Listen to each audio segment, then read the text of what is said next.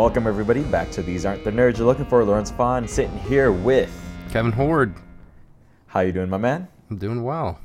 I think I have all of my shit set up properly this time. Little green room chat Lorenzo and I had before recording is that apparently I do not know what I'm doing after over 100 episodes, so if the past few weeks I was coming through not so loud and not so clear or way too loud, that's on me. I don't know what I'm doing. I'll figure it out eventually. As far as we know, you're on the actual right microphone this time, so that's all good. Right. So, but that said, what are we talking about this week, my man? We have episode 66 of the Clone Wars. This one's titled The Citadel. Episode, what is it? Season 3, episode 18. Production is 3/14. Original release date is February 18th of 2011. Written by Matt Michnovetz and directed by Kyle Dunleavy. Indeed, yeah. So we have broken the 100 mark.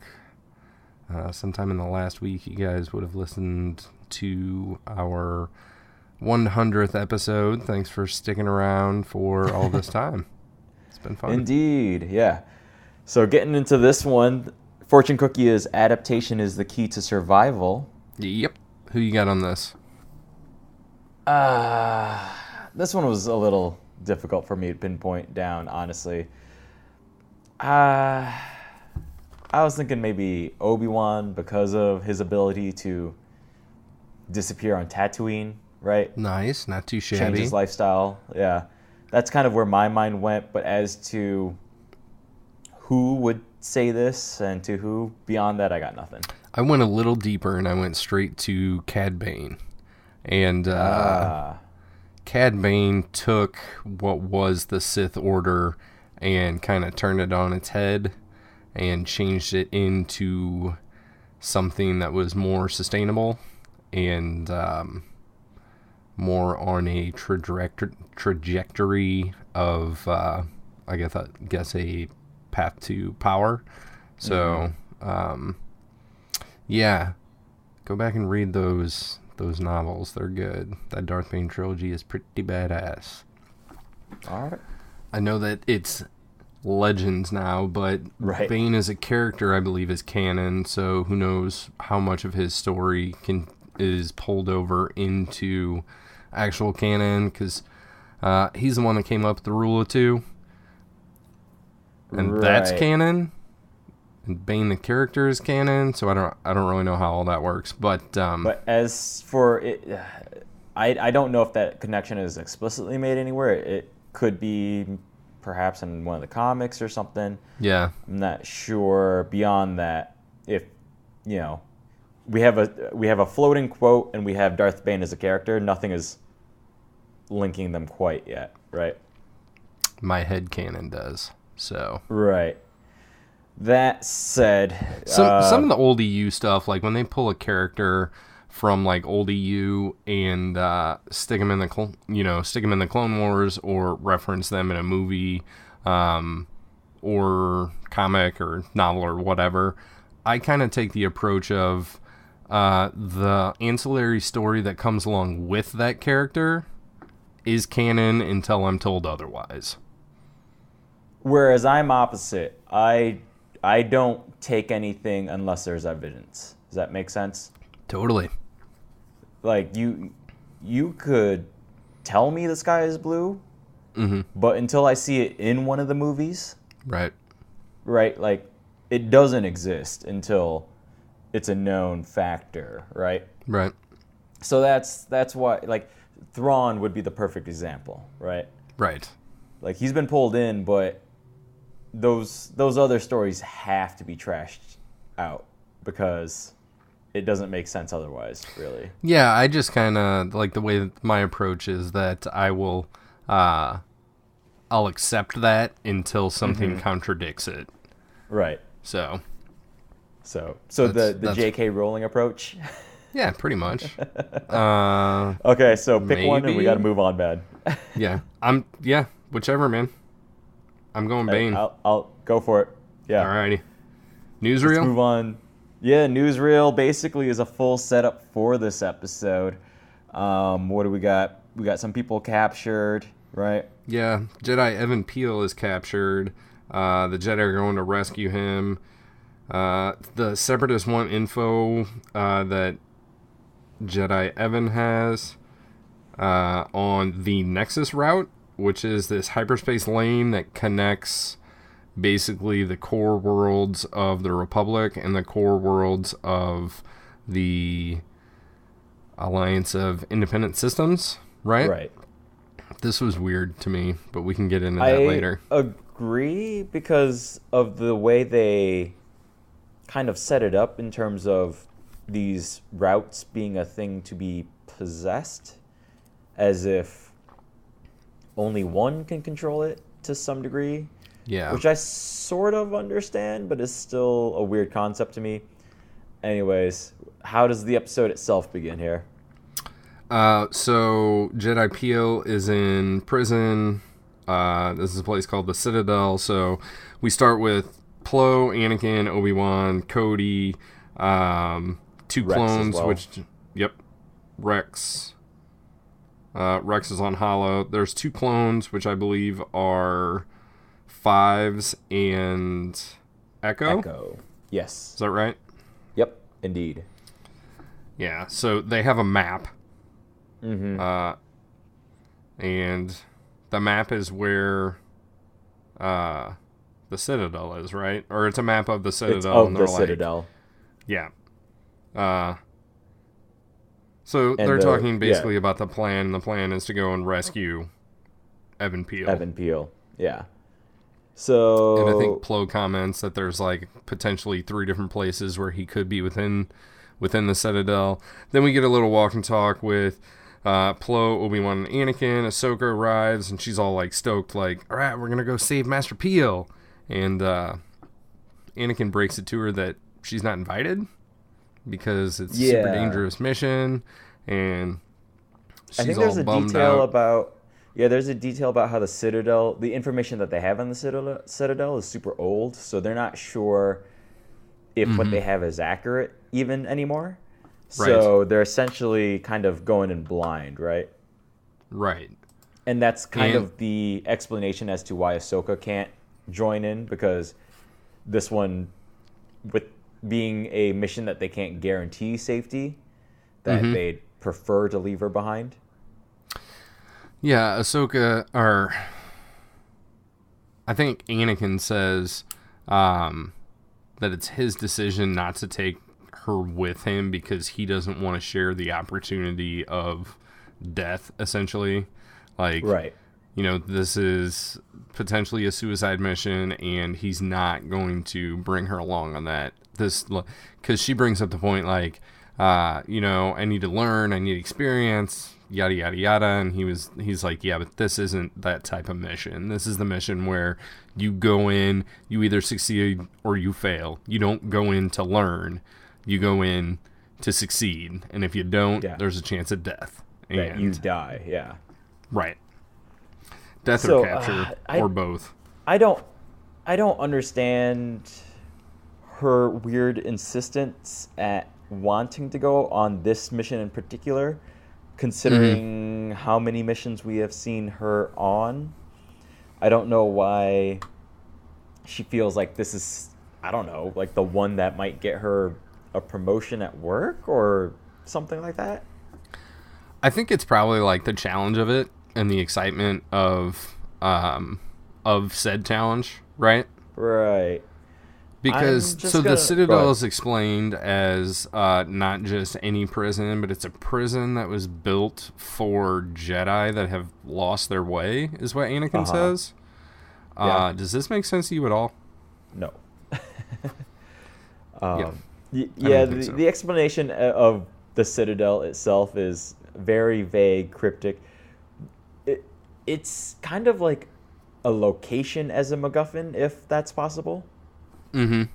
Does that make sense? Like, there's a lot of talk about the Citadel. We'll talk more about what happens once they get there. But there's a lot of build-up as to the challenge of the Citadel and building this up.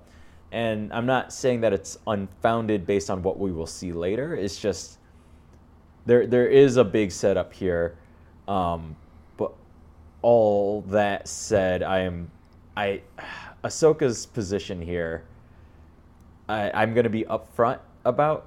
I think I've made it very well known that I am in that very small minority that really dislikes Ahsoka. Okay. And it's moments like these that fuel my dislike and disdain towards Ahsoka. And just, I get that she's learning from Anakin, and Anakin doesn't follow the rules. But then Ahsoka, still being as young as she is, who has like one singular master, right, is unable to take a direct order when she's in a war. And as you said, she's like up for the challenge and like, this one sounds fun, but she's being reminded right now that, and Anakin for once is like, no, this is an actual war here, and this one seems likely that we could potentially just all die. And Ahsoka's like, but why can't I come? Yeah, I don't know. It doesn't show it.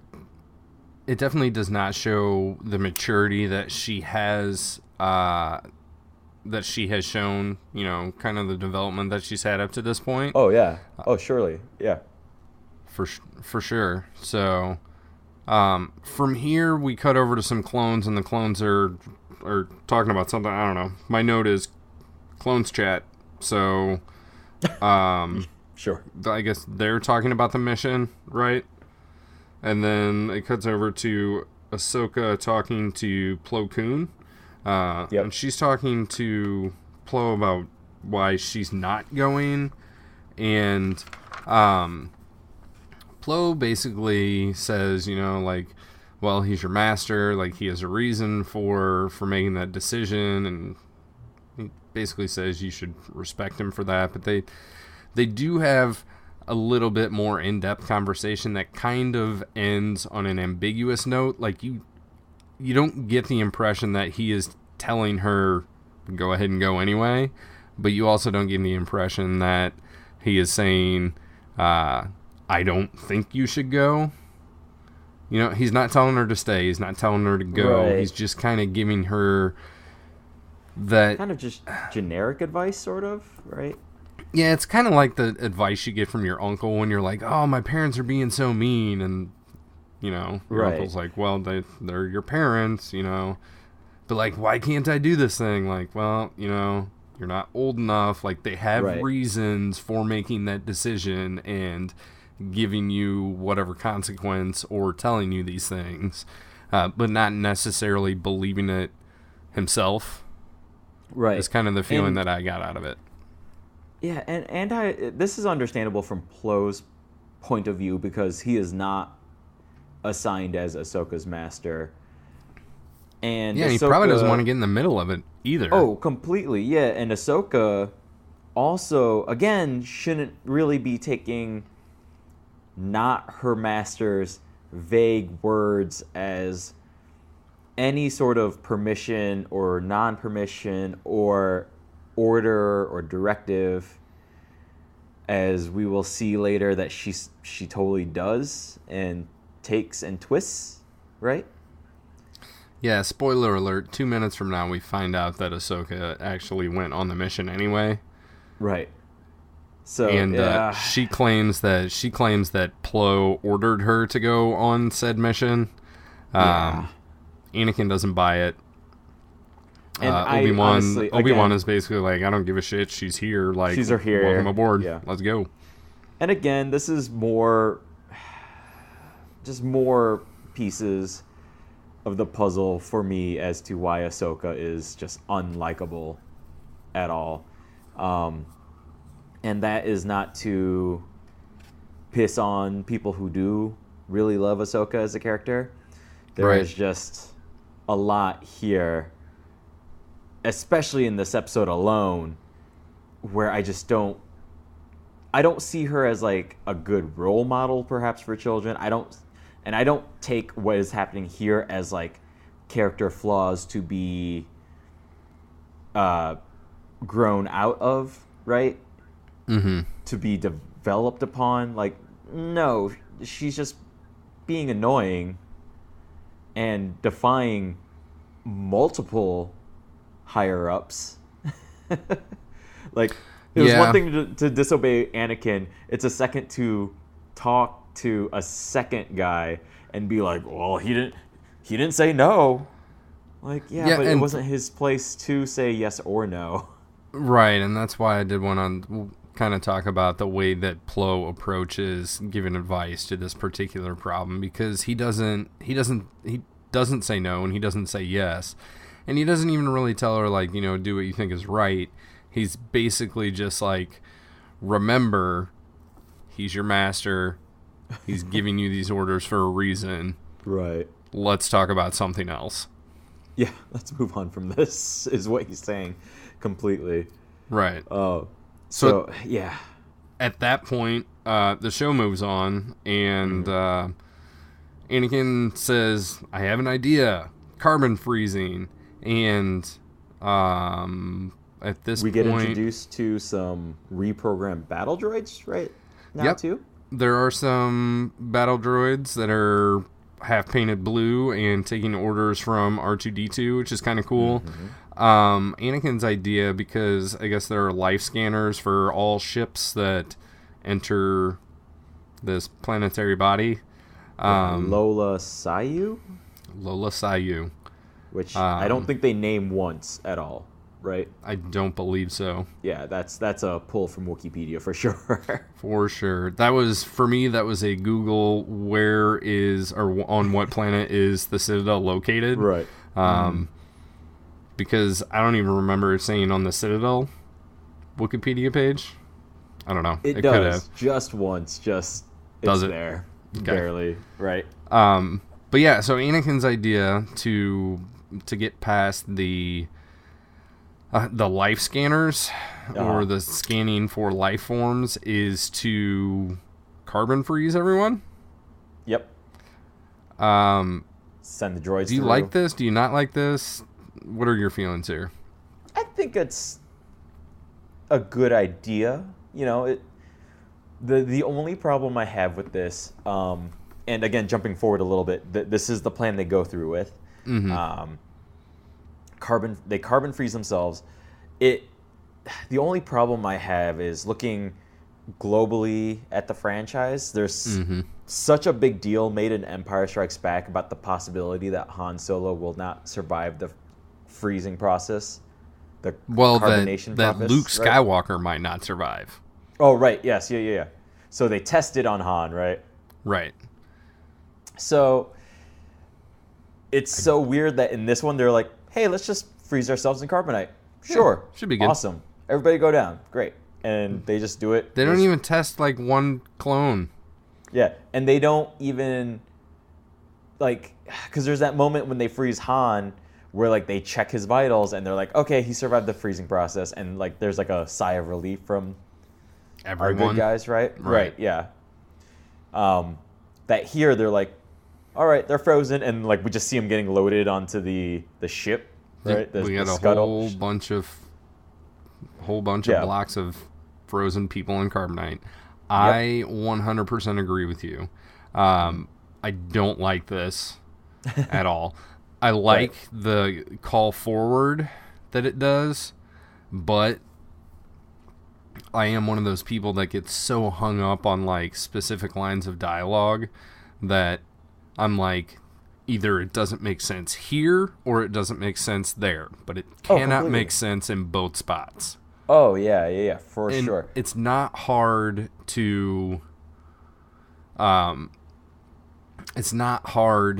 avoid these things. Like, if you want to have carbonite freezing of some life forms in an episode of the Clone Wars, you have it happen by accident and then, like, not know what the outcome is, so that like Anakin sees somebody get frozen in carbonite and then like it's a mystery of whether or not this works, so that later when he's like, we're going to freeze Luke, you know, and he's like, but we need to test it first. Like, I saw this done a long time ago. I don't know if it worked, but let's, you know, we'll freeze Captain Solo. Should be good. Because I need to know what the outcome is later. Right. Well, for the purposes of this episode and its need to just get on with it, you know, like, I would have been okay with just, like, a single line of dialogue. Just one bit of pushback maybe from one of the clones, right? Where if one of them just goes, hey, isn't there a danger that we might die even in the freezing process? And Anakin's like, it's a chance we'll have to take. Even that little exchange would have settled me more for the call forward of the process with Solo, right? Yeah, but you still have the problem in Empire Strikes Back of, like, the complete uncertainty, like, this has never been done before, but, like, I mean, Darth Vader doesn't even have to say, like, oh, no, like, I know it's good because me and my homies did it, like, right, 25 years ago, but, he doesn't also need to be like, oh, I don't want the Emperor's prize damaged, and we'll freeze Captain Solo first, and if he doesn't survive, the Empire will compensate you accordingly. You know what I mean?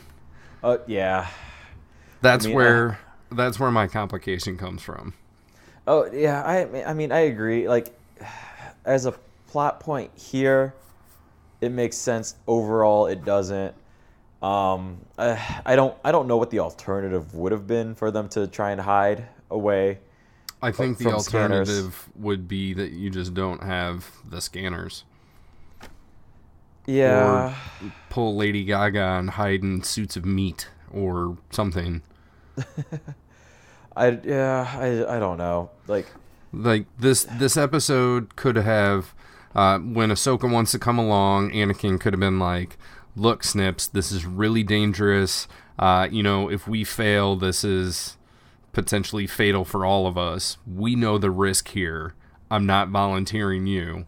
You know, like when Han says to Chewie, like, hey, buddy, didn't want to volunteer you. It's going to be risky.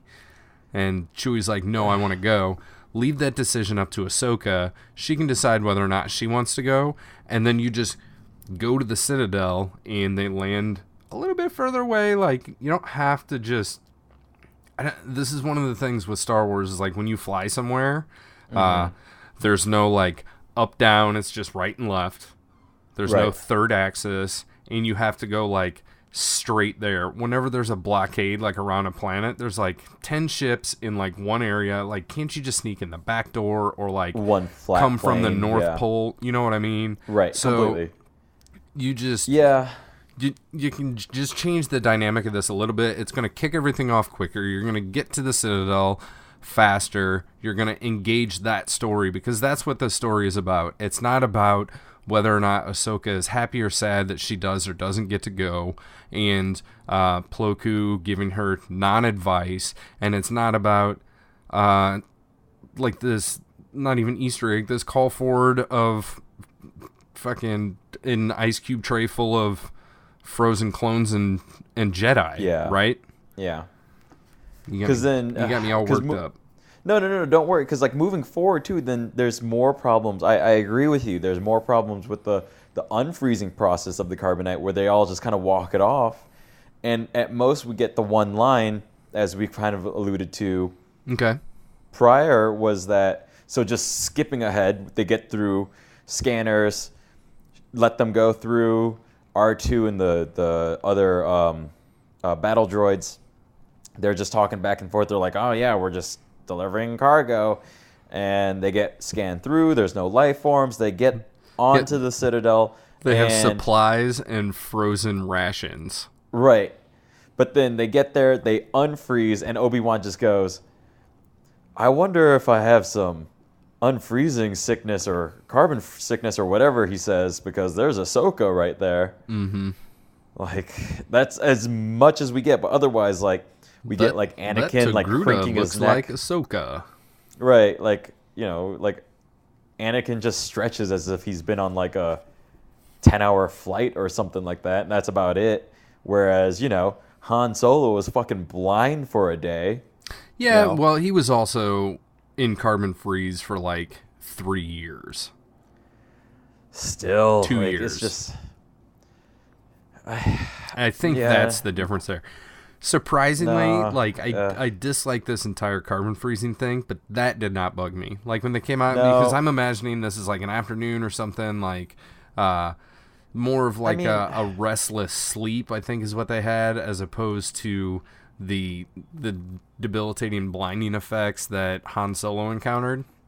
Like I'm totally okay with that.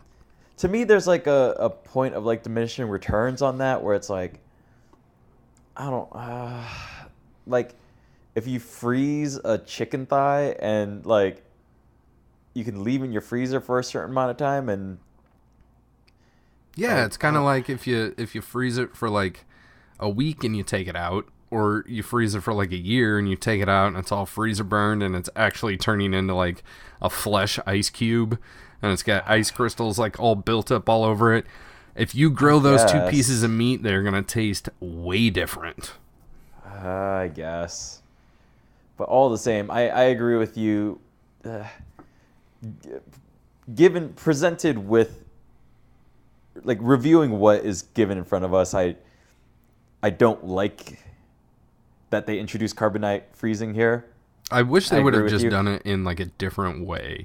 Yeah, I don't know what the alternative could be. I'm just saying that reviewing what they have given us, this section is not good. Is that fair enough there? Yeah, that's fair enough. And let's move on from that and move to the commander, I guess. Is he given a name? Not named. No, not in this episode. He's named in the credits. It's O.C. Sobek. Yes, is Commander Sobek. It is. He is a commander. He is given a title, though, right? I don't even think he's given a title in this episode. Okay, just sir. I actually no. I think a droid does say commander at some point. Okay, maybe his tactical droid, also unnamed, but his tactical droid is K2B4. K2B4 and O.C. Sobek. O.C. Sobek is essentially the warden, I guess. I don't understand the role here, yeah.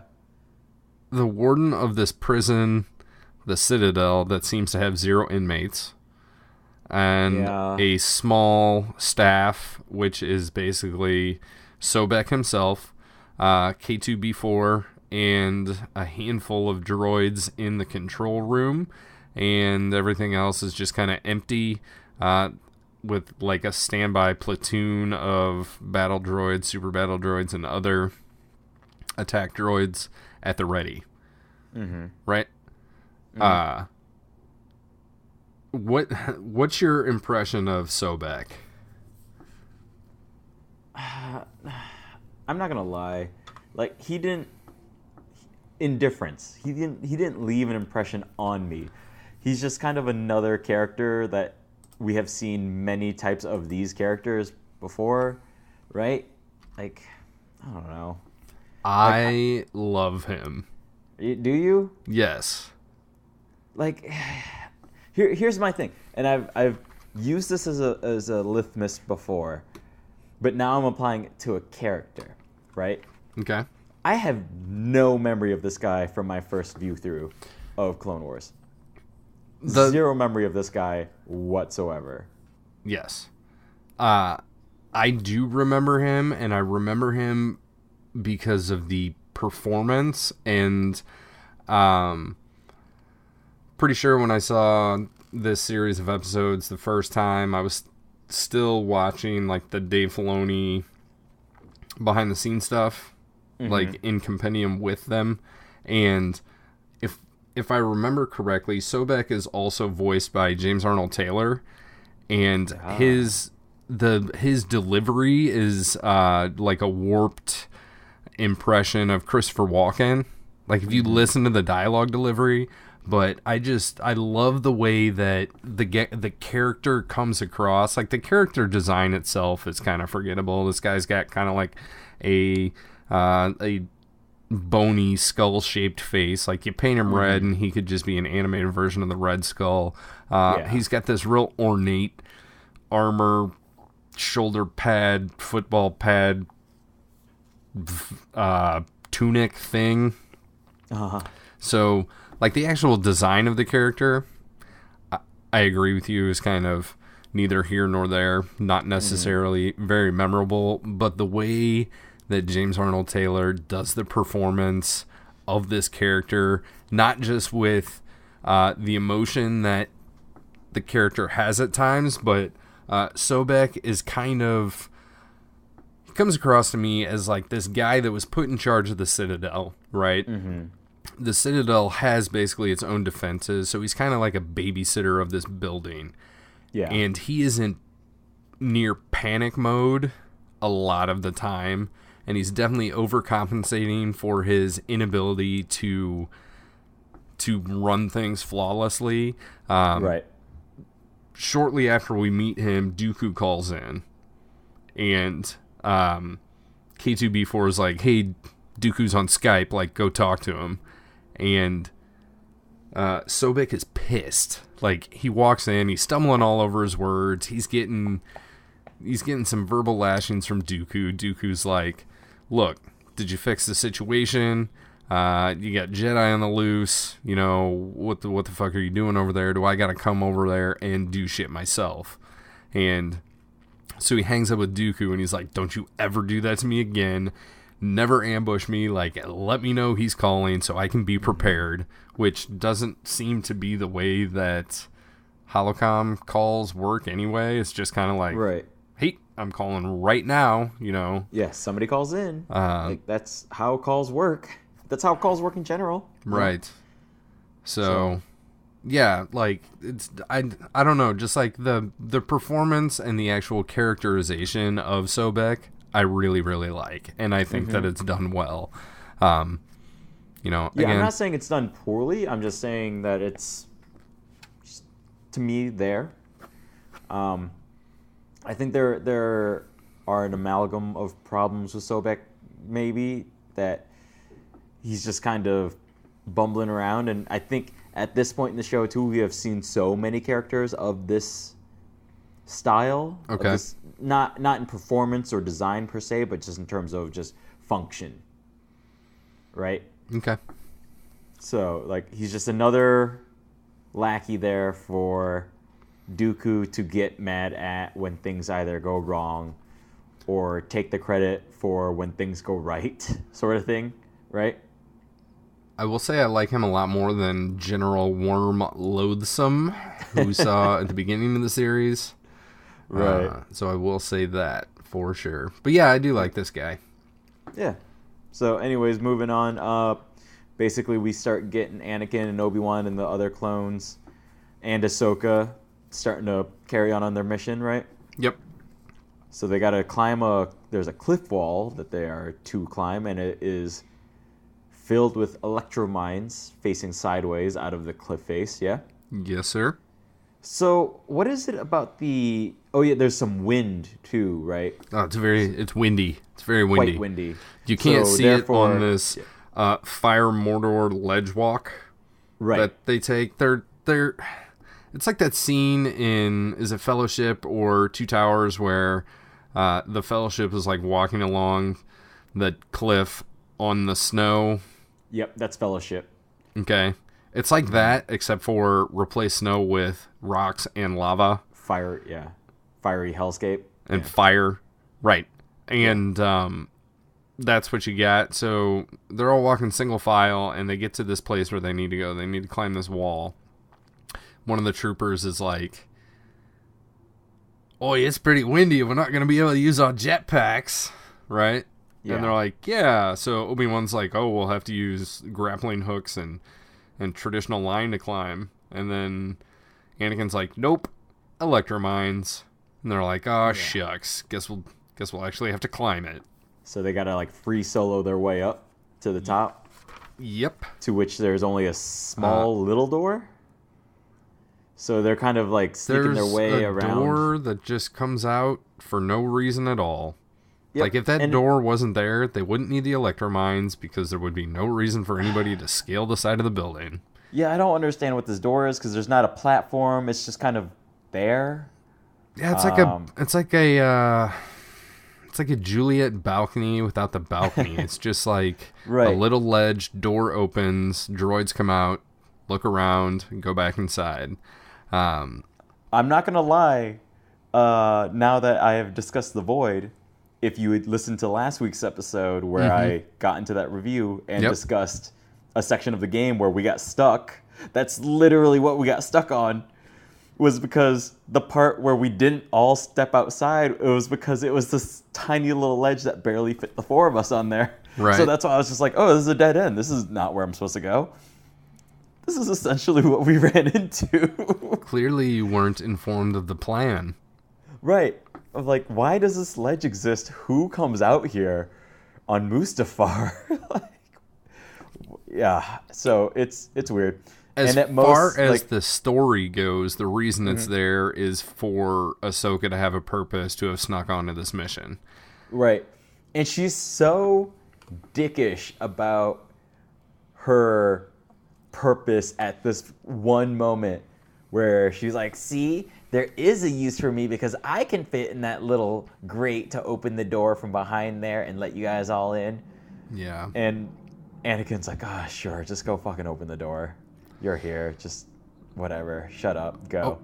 Obi-Wan freaks out because he's like, they closed the door.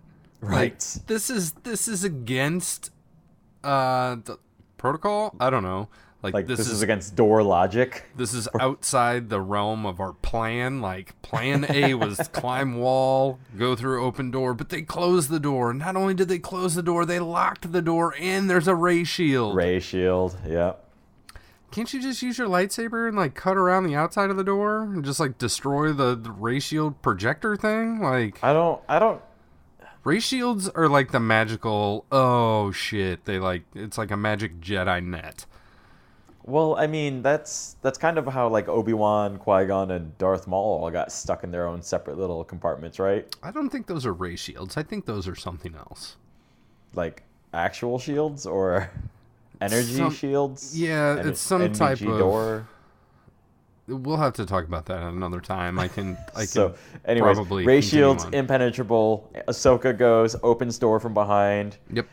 They all climb up. Yep. They're super duper, great, awesome. Thanks for opening that door. They all climb up except for one trooper conveniently named Charger who slips on a loose rock. Falls to his death because he hits one of these electromines. Yep. Gets himself blown shocked, up. Dies. Therefore, all the alarms and klaxons start blaring. Every alarm in the entire planet goes off.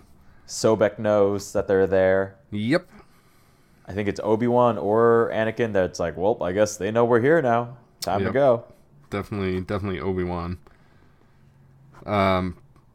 We cut. So then they run down the hall anyways. They're like, well, only way to go is forward. We cut to the control room. Of course, the path that they take has a shit ton of booby traps in it.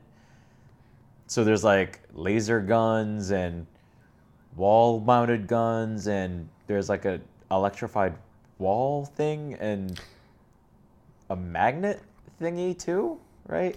Is this everything that happens right now? Yeah, first we're in the control room, and this is when Dooku calls again, and Sobek is like, tell him I'm busy. I got shit to deal with. And then we cut back to our gang, our fellowship of the Anakin ring, or the... I don't know. Yep. I wish I could make a better connection there. It doesn't matter. We cut back to Anakin's crew, and there's definitely this... The walls are electrified, as one of the troopers says, and...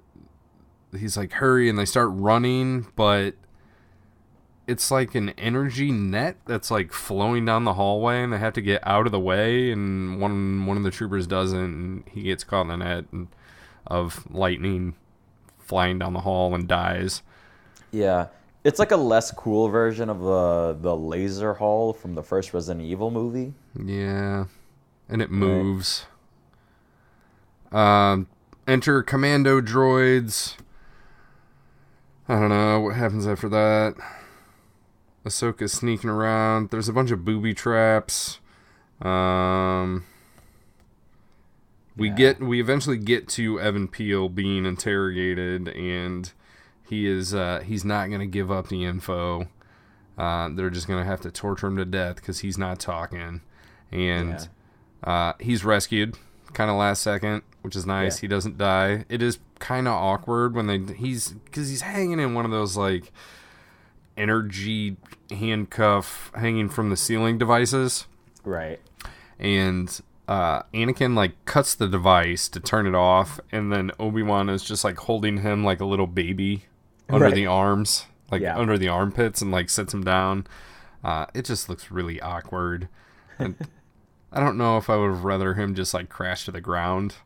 But yeah, this is the problem when you have a character that's like 2 foot something tall, but his arms are like regular height, people length. In this moment, are they? They kind of look like it when Obi-Wan's got him by the pits. I guess. But Master Piell announces that he only learned half of the information that the Separatists were trying to get from him, and that his captain memorized the other half. Therefore, in this actual scenario where they were captured, they wouldn't be able to, the Separatists wouldn't be able to gather any useful intelligence, right? So then they go to try unless they both gave in. Captain. Right. So, they try and find the captain, right? Yes. 2 questions real quick. Mm-hmm. 1, where did they get this information from? About the Nexus route? And 2, what kind of accent does Evan Piell have? Because I wrote down that it's kind of like Irish Russian. I wouldn't disagree with you there. It's like a combo of both of those. Yeah, there are little bits of, I don't know. There's like a Belfast accent that kind of slips in at times. It's weird. It's fucking weird. It's bizarre. He pronounces W's as V's. Yeah. But he seems like a little wiry leprechaun at times. Yeah. Did he speak in Phantom Menace? I honestly don't recall. I don't think so. Yeah. He's one of the seen and not heard. Yeah. This was a weird way to approach an accent for this character, but sure. This is what we got. Yep. That's all we got. So then they carry on, and they decided to go rescue the captain as well, just to make sure that there's no bit of information that gets out, right? Yes, correct. Which, that totally makes sense. Like, I don't know why they wouldn't have known that Evan Piell's, like, crew was there also. Like, they just knew that he was there. It seems like it should have been part of the plan to, like, rescue all of the people and not just the Jedi, right? But, regardless, we do have another Commando confrontation. These are kind of generic and they don't really matter. O.C. Sobek activates like this magnetic ceiling, which this is where that is. Okay, yeah. Which this is awful convenient. So Anakin gets pulled up by his metal arm and is able to use some Force awesomeness to get out of this. He destroys the magnet and in doing so, like, electrocutes himself. And this is, I guess, supposed to just show how tough he is and determined. Like, he's going to do the right thing to save the day. Doesn't really matter. Yeah. Sobek's pissed. Yeah. Go ahead. No, I just didn't understand why there was a magnet here. Like, if you're setting up booby traps, it's like, well, what if we just threw a magnet here? Fantastic. What if you had organic weapons and not right? Yeah. Metallic based. Right. That's maybe I agree with you. Awfully convenient for sure. Maybe it's a Deadlanite magnet, and Anakin's hand is made of Deadlanite. Don't know. Sure. That's all I got. But they carry on. But we do get to the outside of this captain's cell. Yep. Go ahead. No, yeah, Sobek is all pissed. They get in there. They open the door. Who is inside of there? Tarkin. Captain Tarkin. Yep. And other unnamed officers, but Tarkin. So Obi-Wan and Anakin, they decide to separate just in case, so that Tarkin and Piell aren't together. Therefore, if they are captured again, the information remains safe and out of separatist knowledge databanks, I guess. I will totally say this makes sense. I would not have thought of that. Yeah. Also, it's weird because Tarkin is against this idea. Tarkin is like, no, we need to stick together. But I think he's just like a nanny poo-pooer in this whole episode. Yeah. Like anything anybody says, he's like, oh, I would have done it this way. Yeah, he's quite the contrarian, for sure. That's a more concise way of saying nanny poo-pooer.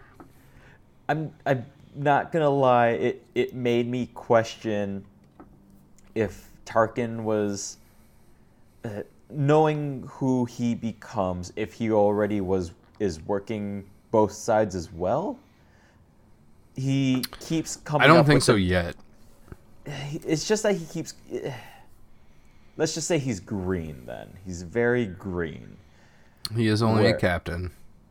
But still, he keeps coming up with some dumbass ideas, or disagreeing with the clear, obvious, better idea in the room. Yeah, right? I think that his ambition is further than his tactical ability. Yeah. Right. So, as he develops as a person, and I don't know how much we see of him, so as a character as well, we're going to see his abilities increase to meet his ambition, right? Yeah. Mm-hmm. So I think green is a good way to describe him. Yeah. So we split up, and we got Obi-Wan, Ahsoka, Tarkin, and some clones. And then, no, it's Anakin, Ahsoka, Tarkin, and some clones. And then we've got Obi-Wan, Evan Piell, and some other clones, right? Yeah. What's R2 and his crew of blue droids doing at this point? They're just chilling, right? They're just chilling or flying around or something, right? It's in the. Is it in this episode at some point where one of the battle droids under what's his face, Sobek, notices that ship hasn't docked yet? I don't think so. I think that's next week. Next week's okay. Because the next note I have about Sobek is that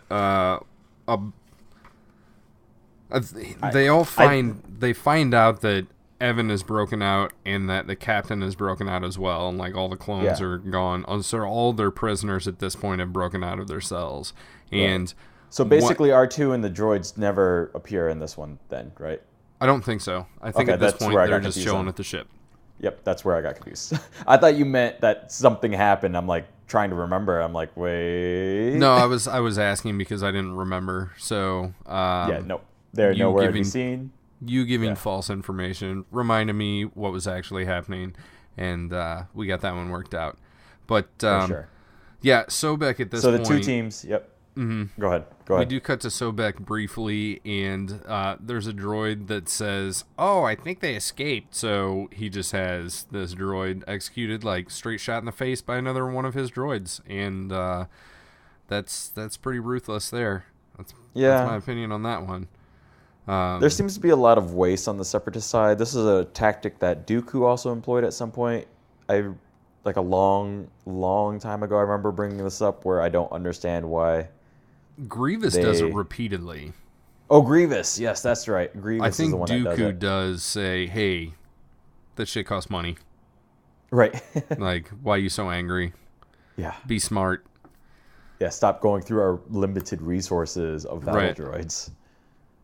So, O.C. Sobek definitely wants the prisoners back and brought back alive. Clone troopers. Our two teams go off, right? Yeah, I got a note that says clone troopers line the walls with detonators. They must be in the middle of a fight at this point. I don't know.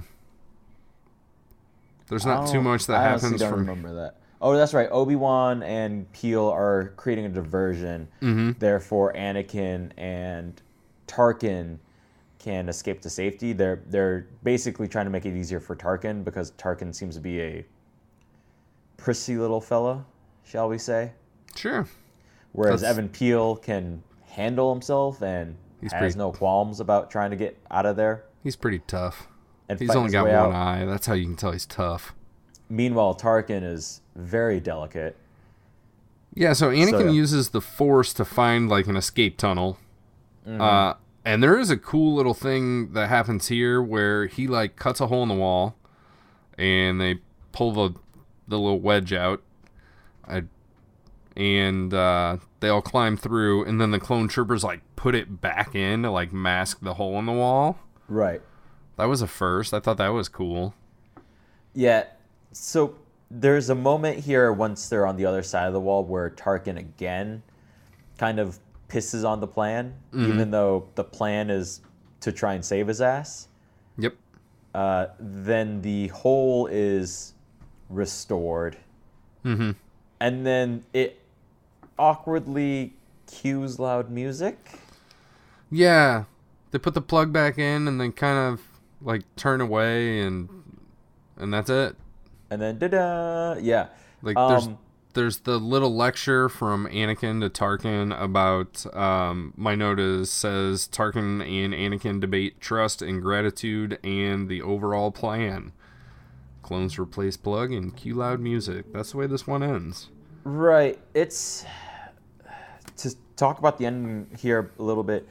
It's kind of an awkward moment because it neither feels like a cliffhanger nor a completed episode.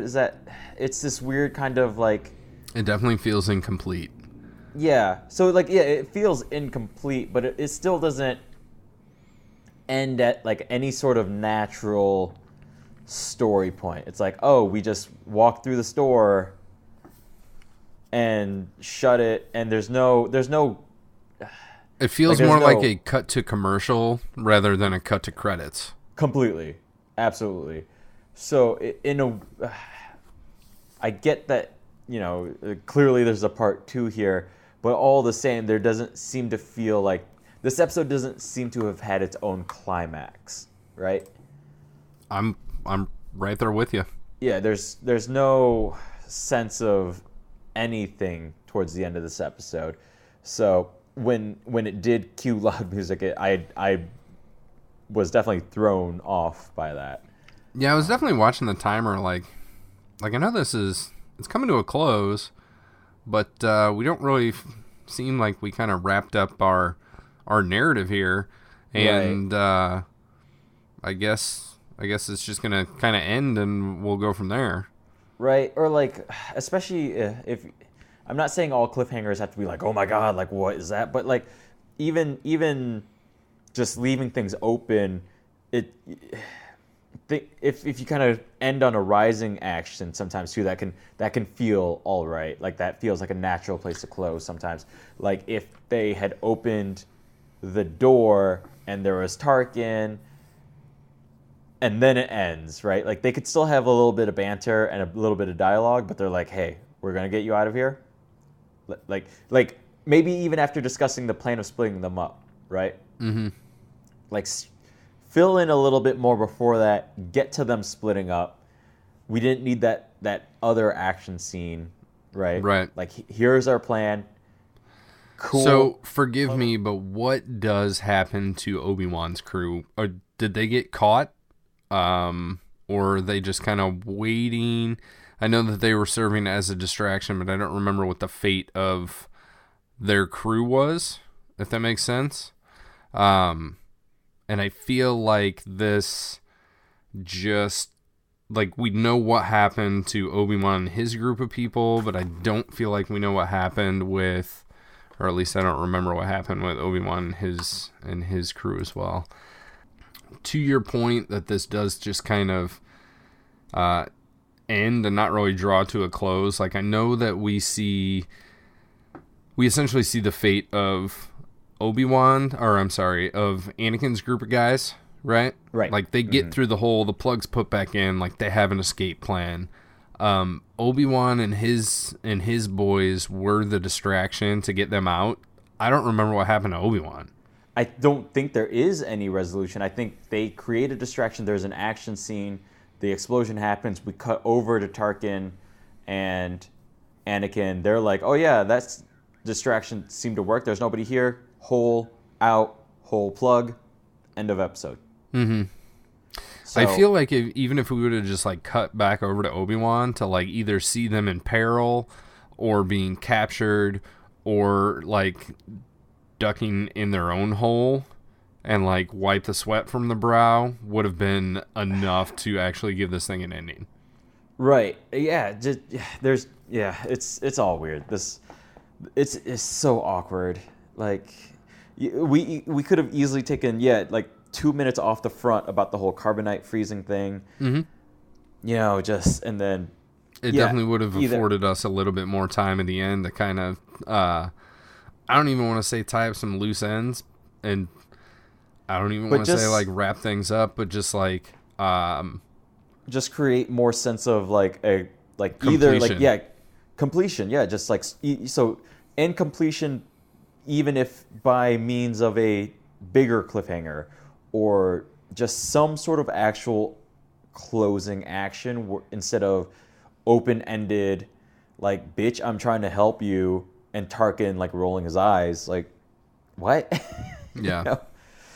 It's odd. It's very odd. Right. Like, so, I watched this thing, I don't know, 3 hours ago. Right. And I'm like, what happened at I'm the still end feeling here? weird. Where's Obi-Wan? All that being said, let's just hop into it. Thumbs up, thumbs down. Dave Rave, Filoni Baloney. What do you get? This one I'm going thumbs down. Okay. I felt that out of you. And I'm not going to lie. This isn't a bad episode overall. Like, it plays. It's entertaining to some degree. Like, I was never bored, per se. But my issue is I have watched it twice. Mm-hmm. And it just hasn't left any real impression on me. Okay. I can't argue with that. Right. It's just there. It's not an episode I'm gonna remember down the line. It doesn't seem to add anything to the universe at large. It doesn't add anything to these characters. It doesn't add anything to just the war, the missions.